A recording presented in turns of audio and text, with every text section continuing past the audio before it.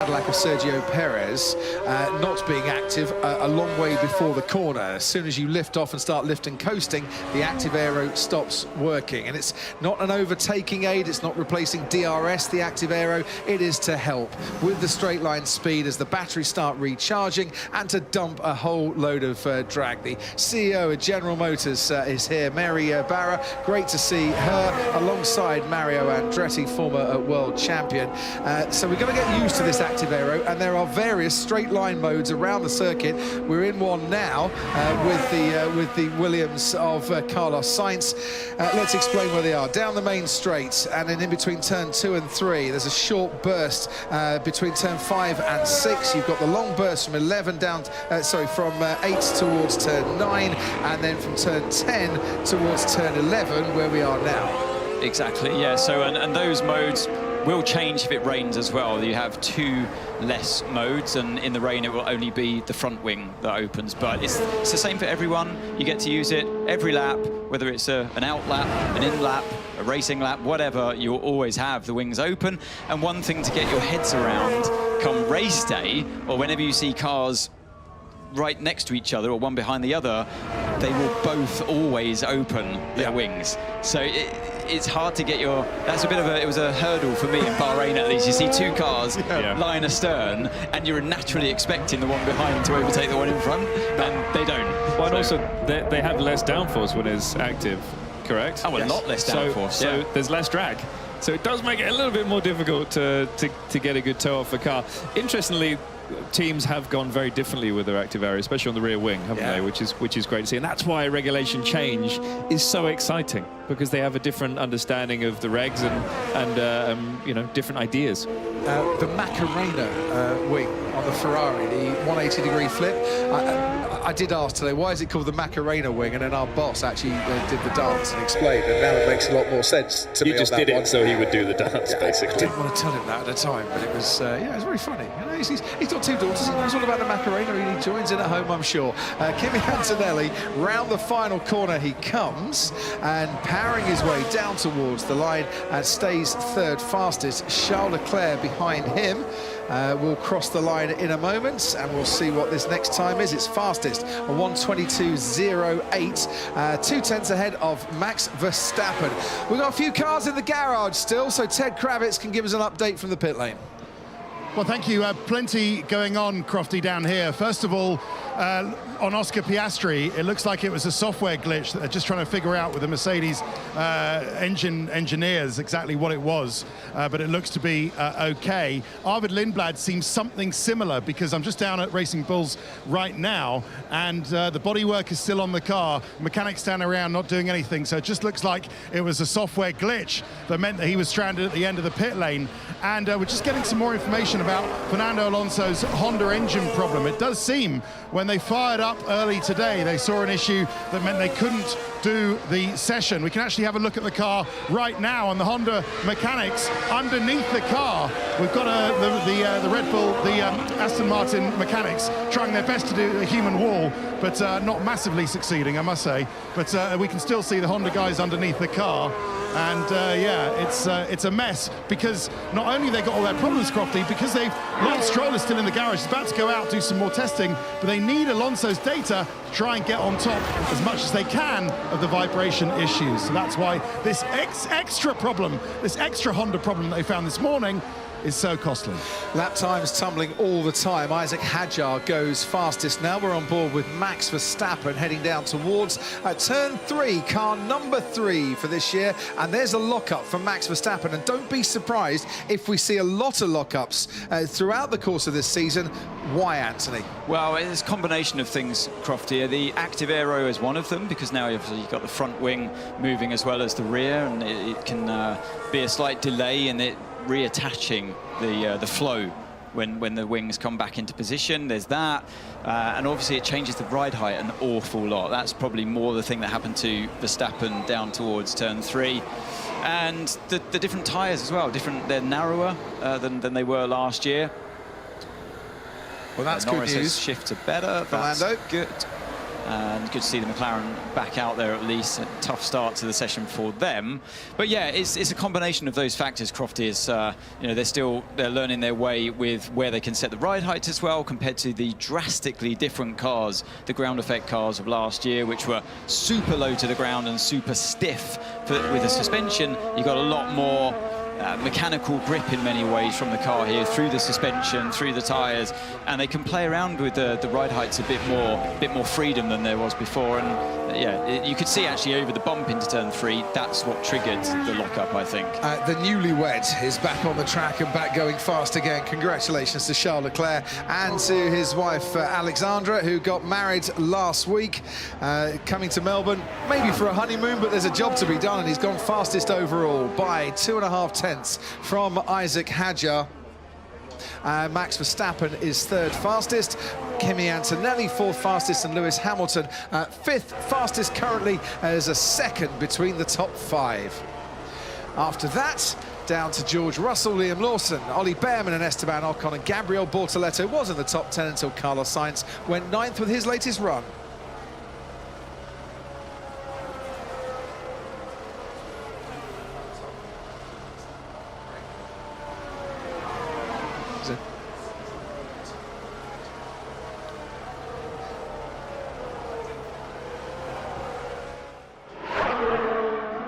Right, 19 minutes nearly gone of this session so far. McLaren have had what we think is software issues. Arvid Lindblad's had a bit of a software issue. I just wondered if he let the revs just drop too low and then just didn't put the anti-stall, or the anti-stall didn't kick in. Well, it's probably the turbo not being spun up enough, Crofty. That's probably what happened to him.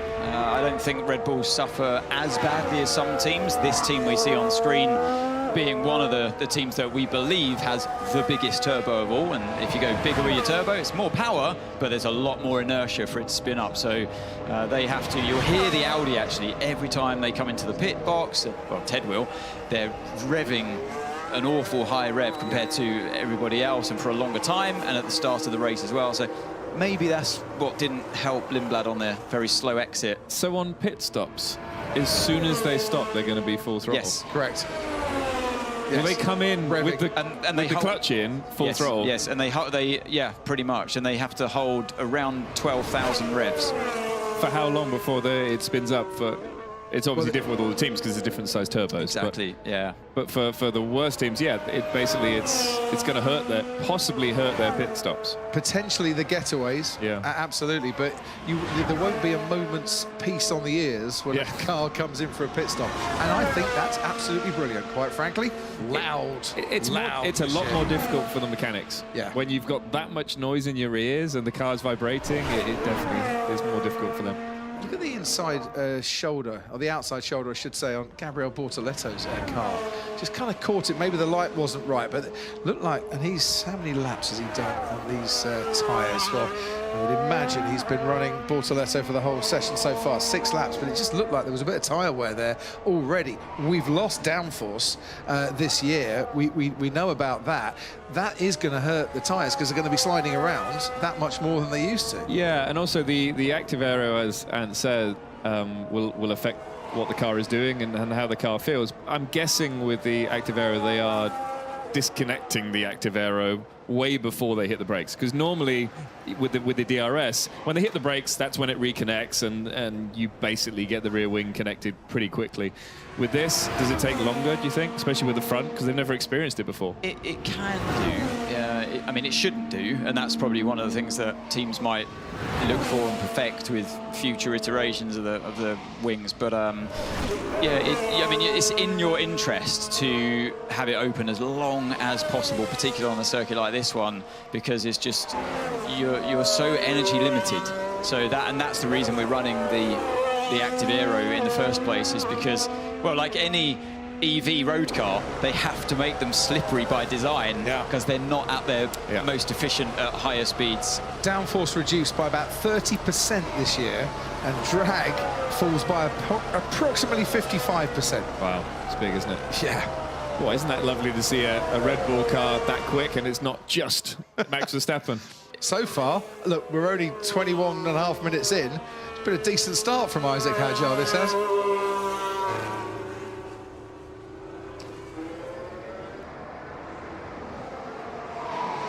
Isaac Hadjar has just gone fastest with a 121.4. Lauren Mekis, his team boss there, the 9th driver, Isaac Hadjar, to move from Faenza to Milton Keynes. And Lauren Mekis did that himself. And there's Valtteri Bottas getting all tangled up with his former teammate there, Lewis Hamilton. Okay. Well, and Charles didn't help situations either. There's a Ferrari mobile chicane for poor old Valtteri there, who's now trying to find his own space. Welcome back, Valtteri Bottas. We've missed you. He even said yesterday he was happy to be back in an FIA press conference, which is not something I'd heard him say before. And then I asked him who his tip was for the season, and he said, well, the Lance Stroll, Fernando Alonso, and then maybe George Russell, who was sat next to him, to come and take the title by the end of the season. He wouldn't give me a proper top 3 in the pecking order. Oscar Piastri's out on track, and he is putting in a push lap. Yeah, it's good to see him back out there. You see the rear lights just flashing away there. That's where the car's regenning the energy through the super clip, as they call it. You would have heard the same. It was the same terminology. They called it clipping. You would have heard Max Verstappen often complaining about the clipping's terrible. Yes. Or derating from the Mercedes, the power unit guys. Well, everyone's going to call it super clipping. So every time you see the rear lights flashing consistently like that, that's where it's putting energy back into the battery. And it usually happens at the end of straights. It's really interesting hearing the cars on corner exits now, because beforehand they had so much torque. They'd run a really high gear through corners. Now they're having to run a lower gear, higher revs for the turbo. And so for the regen as well. Exactly.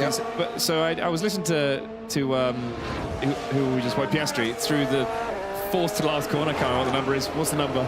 The 4th last corner. Straight. 10. 10. Well, no, 11 will be the 4th last corner. And as soon as he gets back on the throttle, he's immediately shifting up.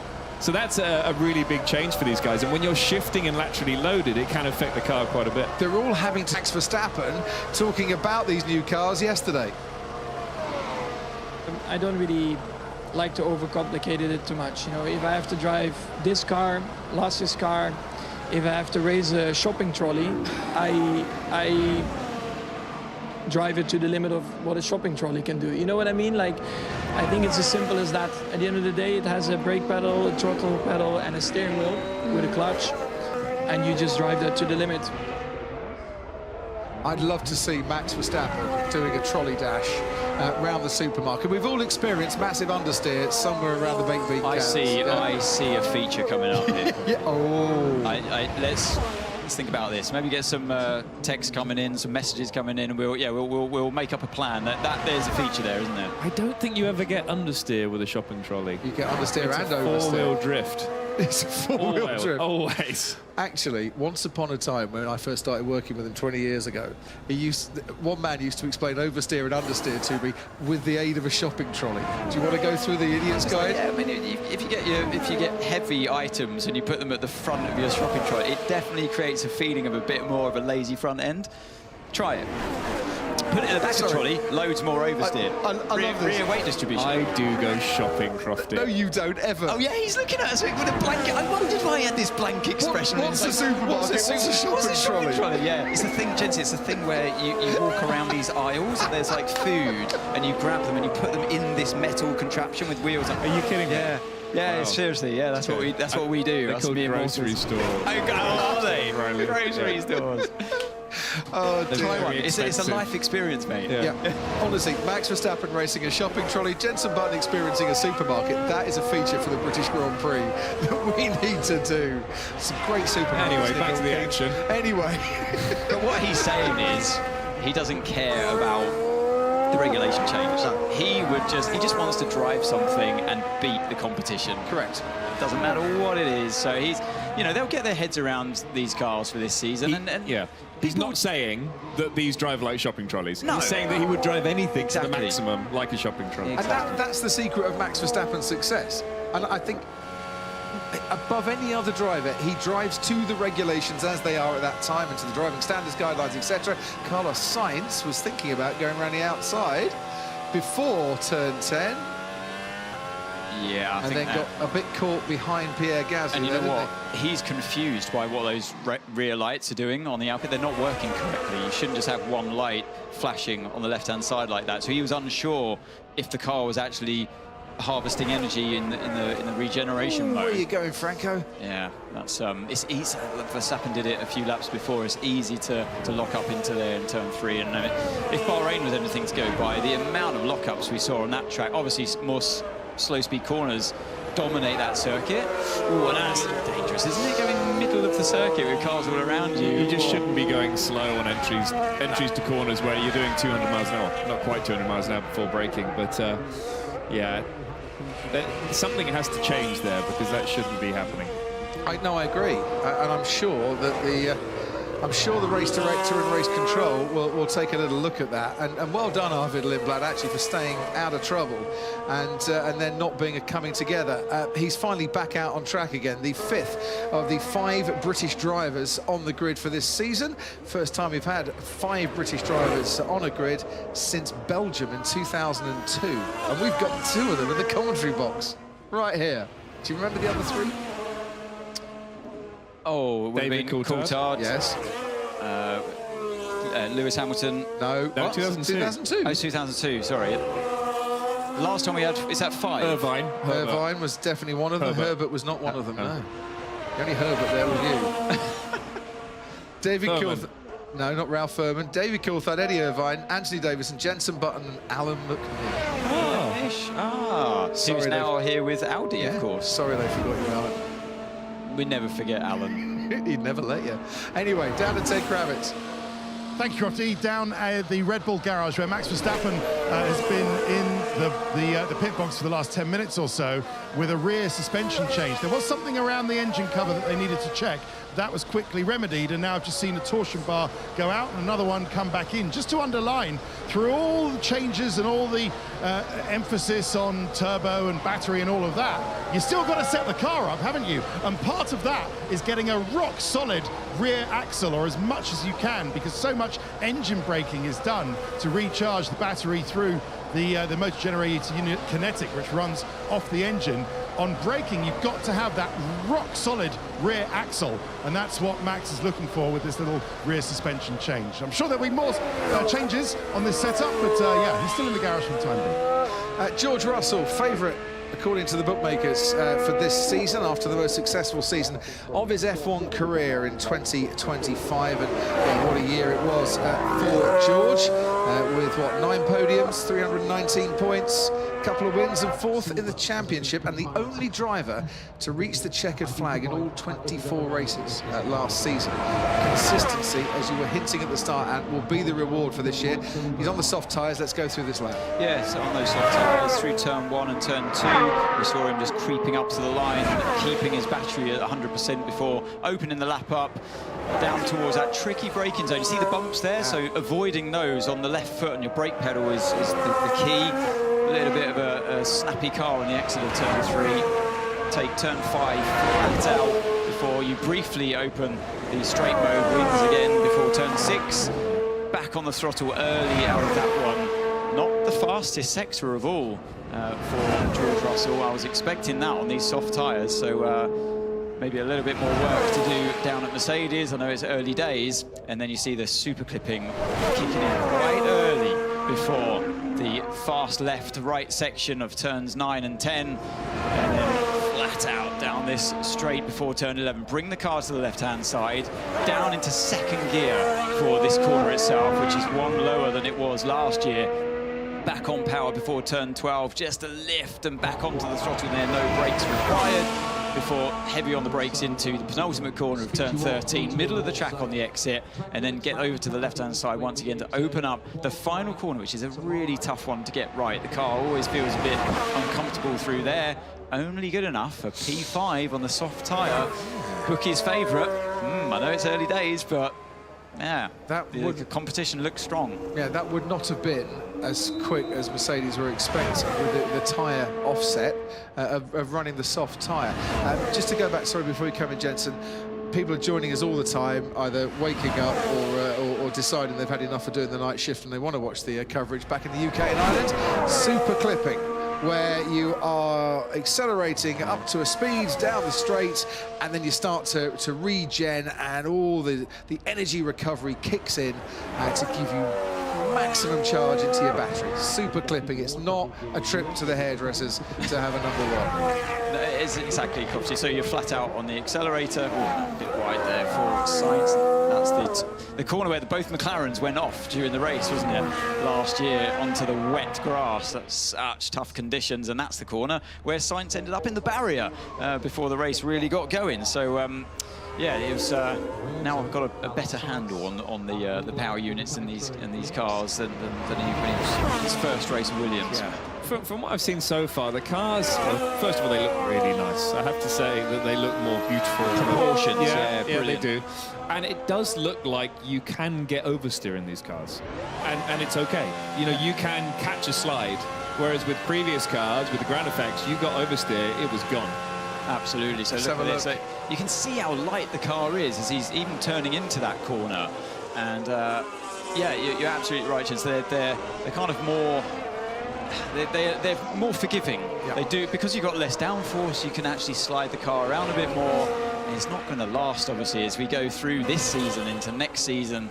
They'll keep piling downforce on these cars, and they'll naturally become a bit more twitchy. But the low ride height, stiffly sprung cars were awful, actually, to drive and put up with, because, like you said, Jens, when they let go, it was a snap. Yeah. And you had no chance of catching it. You'd see the thing look like it was on rails, and then the next minute the car's facing backwards or in the barrier, and the driver was nervous to drive them because you didn't really know where the limit was, and you sort of you would sort of tease up to it, not knowing when it was going to drop off that cliff of grip. And I'm guessing you had to set the car up with a bit of understeer in it, which some of the drivers really don't like. So it's going to be interesting to see how this suits different drivers, one being Lewis Hamilton, and because he can drive a very twitchy car, and it works for him. So hopefully that works in his favour. It's already looking, I believe, at least in Bahrain and what I've seen here, looking more comfortable behind the wheel. Looks a bit more like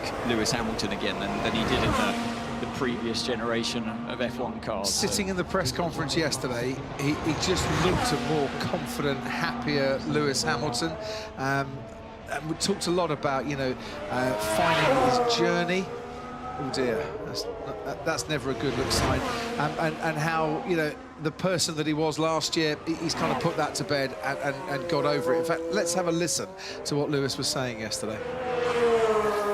It's not my first rodeo, so it's understanding how to flip things, and it's not that easy to do each time, but I always talk about cultivating a positive mental attitude, and that's what I focused on the winter doing. And a lot of it came from training, so I was training hard from Christmas Day. Also knowing that I find it hard, I believe in myself that I've put more work in than anyone around me, and I believe in in myself, and rediscovering myself was really a big part of it as well. I think, as I said in one of my posts, I kind of like lost sight for a second of who I was, and that person's gone. So you want to see that person again. Yeah, lost sight for a second of who I was, and that person has gone. And I've got to say, you know, that's what you want to hear, because there were times last year that wasn't the Lewis Hamilton that we've known so well for 20 years in F1. It proves that no matter how successful you've been as an athlete, as a sports person, that you never stop learning, and you can never stop reinventing yourself and looking for more. So I think it was an incredibly tough learning experience for Lewis last year, joining a different team.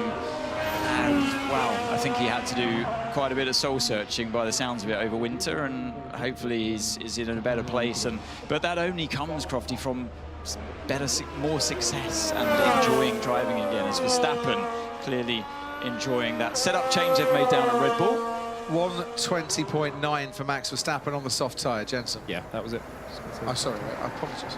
But they're not finding a massive amount, are they, with the soft tyres? It doesn't seem to be. Smaller than normal. It was a 17.2 by that man there on screen last year in FP1 as the fastest time. So we were expecting to be a lot slower this year. Mirror, mirror on the floor. Yeah, so it was just the mirror, not the whole assembly of the. Yeah, look, there it goes. Wow. Smashing. Or not, as the case might have been, to be fair. I don't think they smashed, do they? Yeah, they're plastic, not glass. Oh, that's good then. Safe. That would be pretty bad if it's smashed. Well, 7 years bad luck for a start. Yeah, but yeah. Which you don't want, not when you're coming back to Formula One with your fifth different team, Sergio Perez. Here comes Charles Leclerc.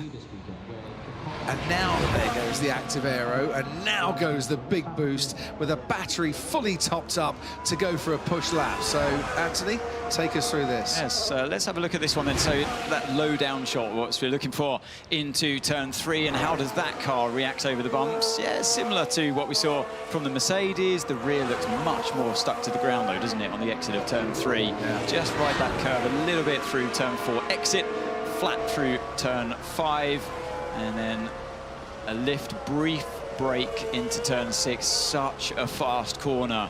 It's a real heart-in-the-mouth moment through that one.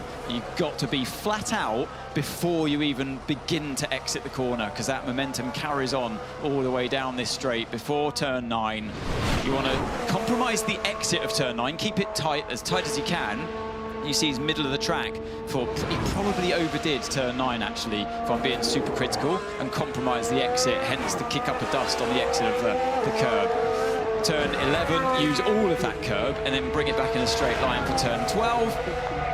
And get onto the power as early as you can and get as much charge back into that battery now in these final 2 corners to send you on to the final straight. On a push lap, you'll be depleting your battery all the way to 0% by the time you cross the line. And there it goes, you'll slow down, the straight mode deactivates as we now look at his teammate Hamilton, who's making his way round towards turn 13. Couple more corners to go. Leclerc with the fastest time of a 1:20.8. Yeah, you don't want anything left in your battery if you're on a push lap by the time you get to the line, leaving nothing in the locker, so to speak. Hamilton goes 4th fastest, half a second between the 2 Ferraris, and we can go down to Ted at McLaren.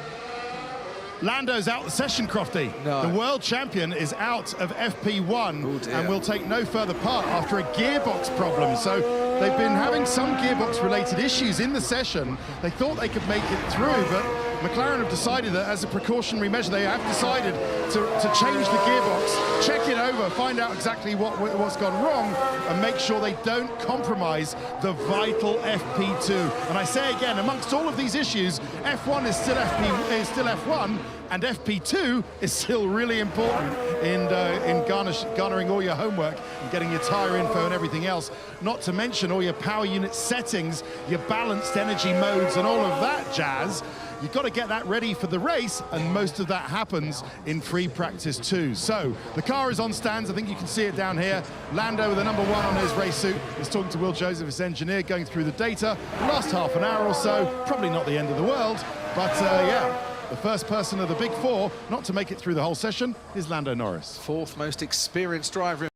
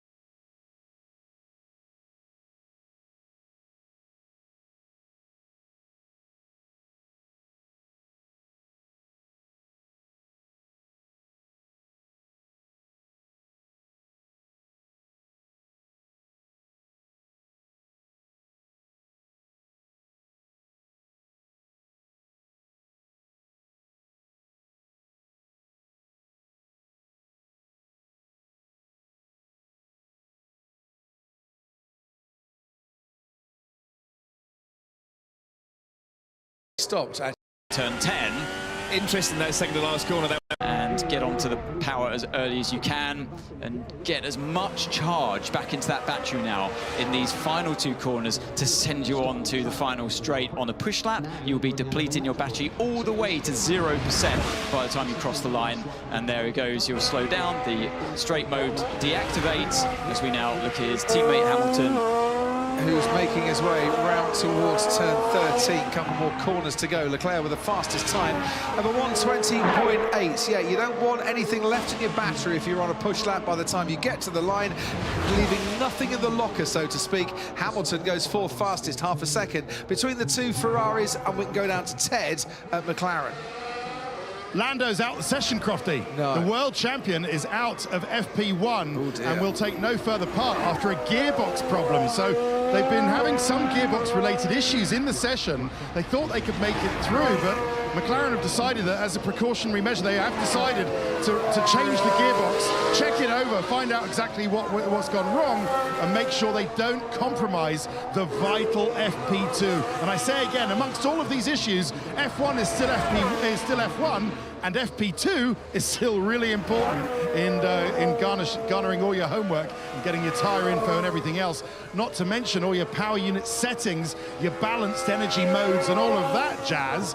You've got to get that ready for the race, and most of that happens in free practice too. So the car is on stands. I think you can see it down here.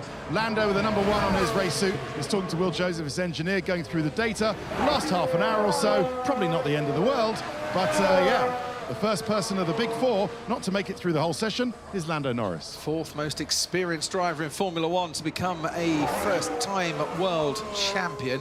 But that is not a champion start, Jenson Button, to his Albert Park weekend. Yeah, it's going to hurt a little bit, but they've had a lot of testing, and this is quite a strange one for them. But they've got a lot in the back pocket, and we look forward to them coming out in FP2 nice and strong. One thing for the drivers that a lot of people probably don't realise, it's very difficult picking braking points when you have de-acceleration. We're not used to that as racing drivers. So they're actually braking probably later than they ever have done before because the speed is lower at the end of straight. So that is really tough for them to get their head round. And just thought I'd let you know. Well, what do you use for if it's a bit later? Are you still using the brake marker boards, or are you looking for something by the side of the track, or what? Normally, if it's previous regulations, you'd be around the 100-meter mark, around there. Yeah. And if you don't have that marker, you'll look for something else that doesn't move, basically. So like a tree or something. And a lot of it's instinctive, though, isn't it? It's like if you... An engineer once asked me, how do you know when to brake if it starts raining and you're on slick tyres? Yeah. Why don't you all just go, well, if you know the braking point's at 100-meter board in the drive, but it starts raining now, why don't you all just sail off the track? And I couldn't actually answer the question. Well, somehow you just find a new braking point based on the grip you had from the previous corner, perhaps, as Verstappen ekes out a bit more lap time from his car. Piastri's still out there, at least from McLaren. It's not all bad. You'd prefer to have both cars out there, but yeah, not too bad for Piastri now. I think that was Hulkenberg who went into the first corner. Right. That was Hulkenberg with a big lock-up going into turn 1. Hamilton with a rough ride. And while Sergio Perez has lost his right mirror, Valtteri Bottas, his teammate, has lost his left mirror. So it's kind of a pair of them on the floor now, on board with Lewis Hamilton. Well, we saw Charles go a little bit wide, didn't we, on his last push lap, and that was Hamilton over the limit in turn 10.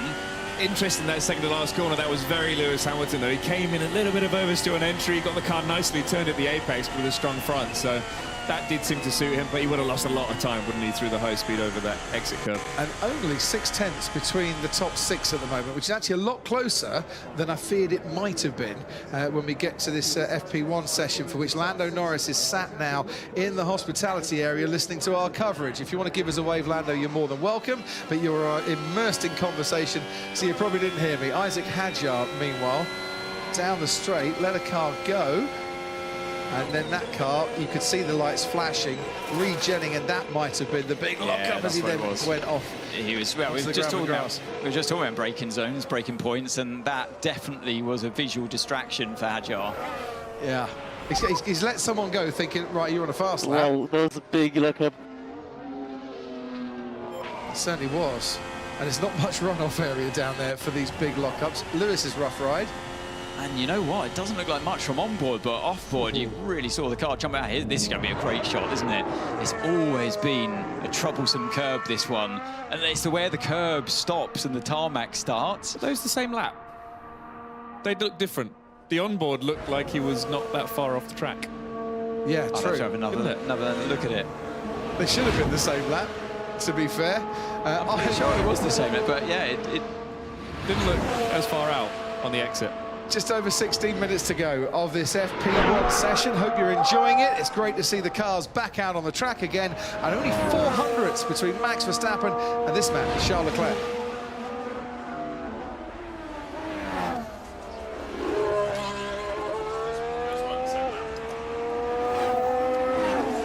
So who's had a bad one so far? Fernando Alonso, because he hasn't been out and he's not coming out with a power unit related issue. Lance Stroll, who's got 3 laps in for what they're worth, and Aston are just sparing in their laps here because, well, they're talking. Adrian Newey was talking about nerve damage yesterday if they do too many laps, and you do have to ask the question.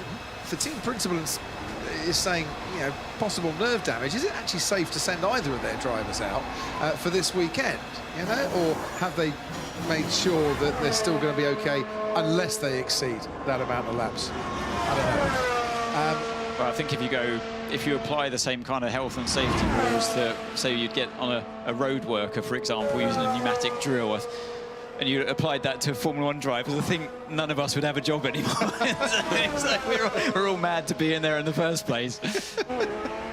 Charles Leclerc's going even faster on his latest lap. I would say Alpine struggling a little bit. Pierre Gasly, I don't think they were expecting to be right down there, but it is FP1. They're all going to be running different programs here, and a lot of this session will be battery learning, engine mapping, engine coding to make sure that the systems are deploying the power in exactly the right area. Yeah, we don't see those subtleties, and I think from the fans' point of view, it's not really that necessary to understand even the subtleties. It's, you know, if you watched a space rocket launch, for example, the amazing part is that it's defying gravity and the flames coming out of the thing, and you don't really need to know the intricate button presses and things the astronauts might be doing, or mission control. Well, would it, or would it just be too much? I don't know. I feel like there's a fine balance. I'm just enjoying watching these cars pound around this track, looking good. Yeah, I think they're going to get a lot more performance out of FP2. You know, the difference between FP1 and FP2 is going to be much bigger than what we normally see because, as you said, they're fine-tuning the power units that they've never used around here before. 2.5 seconds, the difference between last year's fastest lap time and the one that's fastest so far. That's about what we're expecting. I think it's closer than what I was thinking it would be. So when you think they're on the equivalent of, say, the Monza downforce kit from last year around this track, that would not be ideal last year. No. So, and you would expect to go seconds slower. So, you know, I'm impressed straight away.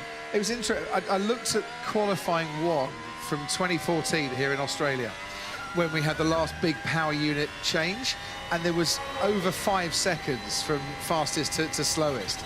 Forget the Q2 and Q3 because it started raining then, so you can't really take it as a difference. We've got 5 seconds here from Verstappen down to Bottas. Forget the 2 Astons, they're running a completely different program. So we're probably in a better shape than we were in 2014. Oh, it's just over 4 seconds. Oh yeah, he's got a bit faster, yeah. And going quicker again. Oh no, we're in a much better shape than we were in 2014. Yeah.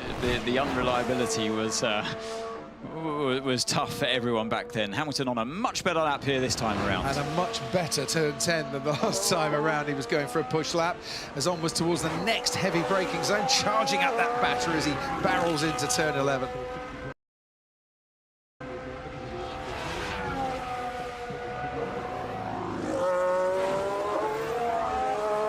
Lewis Hamilton, 8 pole positions he's got here in Melbourne, which is a record for this circuit. Couple of wins too, and he might be about to put in the fastest lap. He's getting a lovely slipstream behind Pierre Gasly just to help his ending to that lap, and he does go faster than Max Verstappen by just over 5/100ths of a second. I think what he might have gained on with the Alex slipstream in the Albon straight. stopped on the track, just to let you know. That's why why we've we've got got a a yellow yellow flag. Sorry, Ant. Okay, yeah. Oh, Albon, yeah, just on the exit of turn 10. Which is Ooh, not normally a good place to stop. Well, we saw Hamilton. Oh, okay, okay, it's not, wasn't the curb. It's the. You see the yellow flashing lights. That's a new thing for this year as well. If the car stops sideways, the drivers can actually see. I lost power steering and everything. Yeah, complete hydraulic pressure. Hence, stopping the car as quickly as possible, because if you lose hydraulic pressure, you can very easily damage the power unit and the gearbox. So F1 cars have now got hazard lights. yes, They do indeed. So if they've stopped sideways in poor visibility, it's to stop drivers, smashing into the side of the car. So this, listen to this. Oh, that looks heavy. Yeah, because in those moments you're not just driving a car with no power steering, you're having to push the fluid manually through the power steering system without it active, so it becomes almost impossible to turn, especially at higher speed when the downforce is there. So yeah, he's done a good job to recover, get into a safe position at least for the marshals to do their thing and recover the car. and he stopped actually right by the marshal post and by the gate, so they can push that car in. So good track knowledge. It's very good track knowledge, and it's all part of your pre-event briefings as well as a driver, to look out for those orange, see the top right of the screen, the orange markers on the barriers.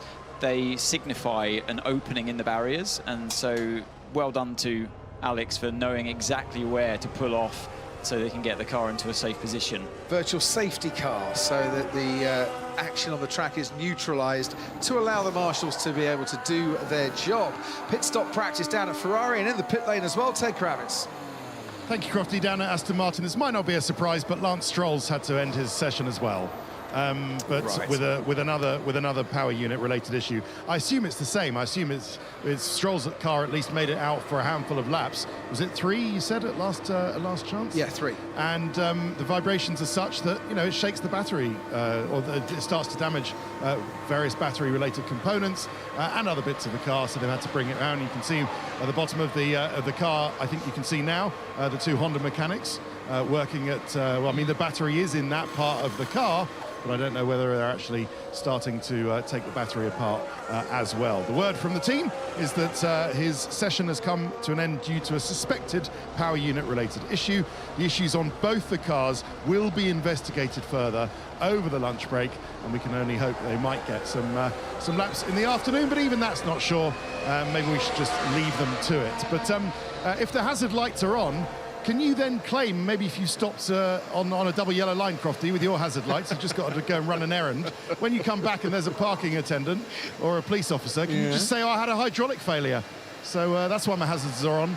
Alex Albon did, and I've got one too, so I can't move my car. I would never, ever do something like that, Ted Kravitz. I try and find the nearest proper parking space and then park it really badly. I'm rubbish at parking. It's one of the worst things that I ever try to do. It's a good question, though. Would you be let off if you genuinely had a hydraulic failure in your car and you happen to just stop on double yellows? I would hope so, because you're stopping because you can't go any further. Nearest I've ever got to doing something I shouldn't behind the wheel of a motor car was parking at a supermarket car park in Stevenage, where they used to have a space for Lewis Hamilton after he won the World Championship, and I parked in the Lewis Hamilton space. How many cars have hydraulic power steering? Not a lot anymore. Not a lot anymore, yeah. Cheaper. Yeah. Right, we're back with the green flag action here. Overtake is enabled. Overtake coupled with the boost gives you 8.5 megajoules of energy over the course of a lap. Overtake, Anthony, that extra half a megajoule to give you a chance to have an overtake should you wish to try and do it. Usually, yes, Crofty. On this track, you actually get less, but we're not going to go into that because, yes, they will tweak the amount of energy you can recover. Yep. All different circuits on the calendar, and whether that's on a qualifying lap or a race lap, that's going to change as well. So this is one of the most difficult tracks for getting enough energy store into the battery. Why is that, I hear you ask? Why is that? It's because you're flat out for so much of the lap, and most of the corners are high speed or medium speed. So you can only recover the energy every time you're off the throttle or on the brakes, because we don't have the motor generating unit heat anymore. Gases that would have helped before. The hot gases from the turbo that would spin up another mechanism that would feed the battery. So yeah, that's gone now. So you're relying solely on kinetic energy to do that for you. You get 7 megajoules, I think, for a qualifying lap here as well. It is the 3rd fastest layout on the calendar. And here comes Oscar Piastri to send this crowd wild. If on his soft tyres he can put in the fastest lap. Jensen, do you want to take us through the rest of it? Yeah. Sergio Perez down at turn 3. I got some flat spots there on the fronts. Oscar would have probably had to lift off there because there would have been yellow flags as he came through. Yeah, definitely. So he's going to have to nurse that one back now, is Perez, to... that's going to be such a rough ride, bumpy ride for him. It's surprising, though, because turn 3 exit, I'm guessing he's oversteered, or he already had the flat spots. You see the vibrations before turning in, and he's lost it as he on the exit. Entry. Oh, no, he's got an issue. That's not normal. That was not drive it. That's locked the rears. Yeah.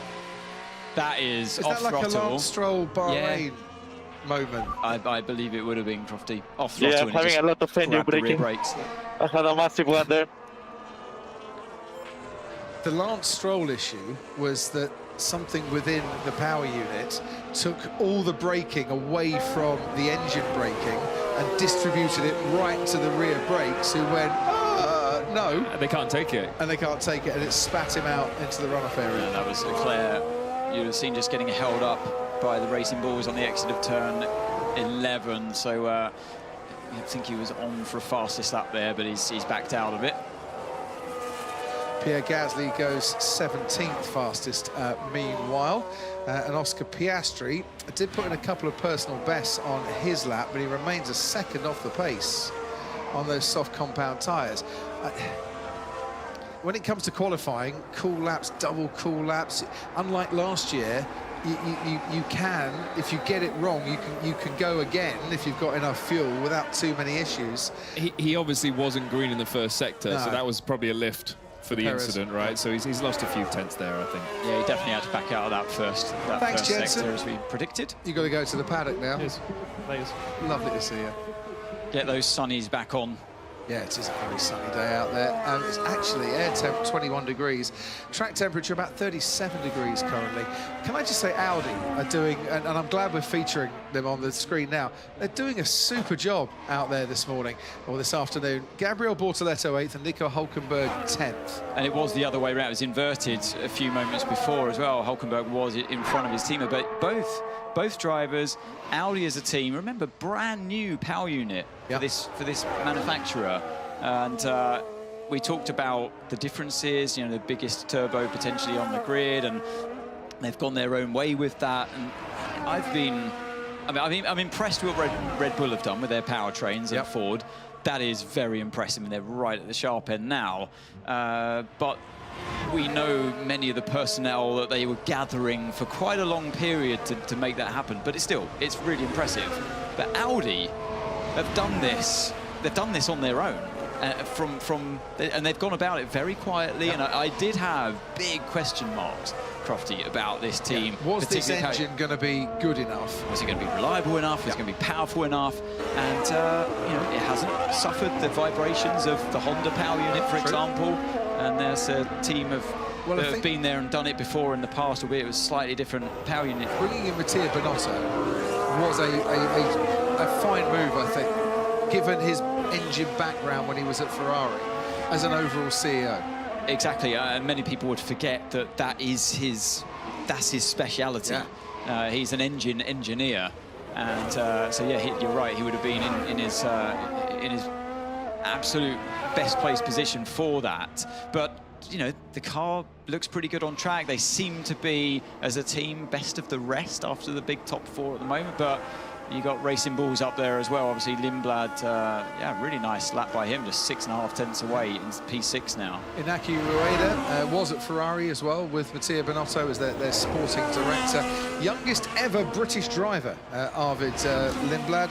Is it the 4th fourth youngest driver. And he was the youngest of all ever time. driver to win a race in F2 as well. He was. Behind Kimi Antonelli, Lance Stroll, Max Verstappen, the top three in reverse order as he goes fastest. You've teed him up beautifully here, Anthony. Come on, Arvid, you've got one more sector, and then Ant can claim full contribution to this this lap that's taking place. Now it's great, isn't it? Because sorry, Crofty, because once again it looks like this team. It's a great team for a young driver, where you can learn your trade and he's driving for a team that have been here multiple times with rookie drivers, and they know how to, they're in their element doing this, Crosses the line, goes fifth fastest. Wow. And wherever you are, as long as you're not making too much noise, if you're back in the UK and the Republic of Ireland, round of applause for Arvid Lindblad. Absolutely. On that. Yeah, and that's his engineer there, Pierre, who's, he's not new to this either, and this is his third rookie driver in 3 successive years. So he had Hajar last year to kick things off with, and had great success with him. It was Lawson before that, of course. So yeah, it's he knows how to handle a rookie driver. He certainly does. Oscar Piastri in his 4th season in Formula 1, no longer a rookie, going fastest in the first sector. Charles Leclerc, meanwhile, through the first 2 sectors, and certainly not a rookie, slided his way into turn 11. That looked really cool, actually, to watch from the off-board. Oscar's lost a bit of time in the middle part of the lap. I think Esteban Ocon, Ollie Behrman were around in so slower traffic that he might have had to have navigated there. Charles Leclerc's got a clear track in front of him. Is this the fastest time of the session? It is, by half a second from Lewis Hamilton. Charles Leclerc has absolutely hit the ground running and flying here so far this weekend. Checkered flag will be out in 15 seconds time. This will be Oscar Piastri's fastest lap of the session. Lost a bit of time in the middle sector. Where's he going to end up? 6th fastest, a second off the pace, even though he was quickest in the first part and quickest for him in the final part too. And that is your checkered flag after 60 minutes of running here for FP1. You can finish your lap if you're on it, but that was over in the blink of an eye. Yeah, thoroughly enjoyed that one, Crofty, and these new cars have not let us down at all, in my opinion. They look quick, then they move around, like you picked up on Leclerc's lap as well, the exit at turn 11. You just